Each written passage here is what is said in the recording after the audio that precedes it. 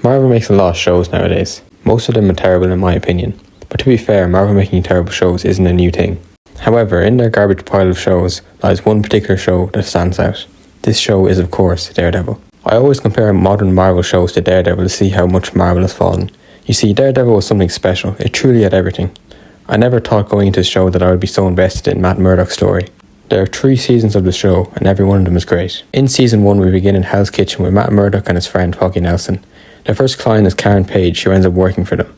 These 3 characters are the primary protagonists throughout the show. Within the first 2 episodes we get an amazing backstory from Matt Murdock. Each episode of the first season builds up and up, becoming more and more interesting and intense. The villain of the first season was of course Wilson Fisk, who is known as Kingpin in the comics. He's truly an amazing villain throughout the entire show, particularly in the 3rd season.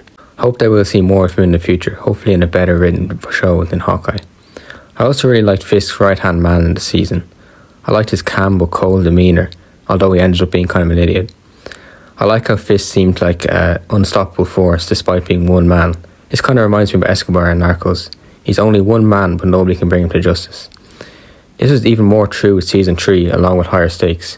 Karen and Foggy were amazing side characters throughout the entire show, by the way. They both had their own issues and stories. The constant struggle to balance his friendships and his superhero life grips the entire series, and that is something that makes this show very interesting. In season 2 we are introduced to the Punisher, another amazing character. The fascinating thing about him is his morality, especially in comparison to Murdock's.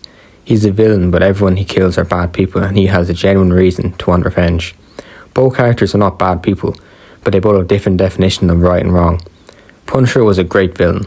In this show there are no weak villains and no weak seasons. All the side characters throughout are very good and the story intrigued me throughout. Season 3 was certainly the best season. Bullseye's backstory was great. There was so much tension throughout the season. This season is also about Daredevil's internal strife concerning whether he should stick to his morals or whether he should kill Fisk. It's hard to say how much I love this show. I think calling it the best Marvel show is not a surprise considering most Marvel shows are pretty terrible. However, amongst that rubbish lies a jewel that people often look past and ignore. I'm quite disappointed to hear that the new Daredevil may be more light-hearted and less intense like this show.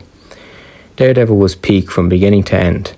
I wish the show got the attention it deserves. Nowadays a good Marvel show is nowhere to be found. Daredevil remains my favourite Marvel show. It's emotional, has great fight scenes, has self-conflict and it explores what is truly right or wrong. Is it ever right to kill someone, even if you feel it's necessary? What a brilliant show.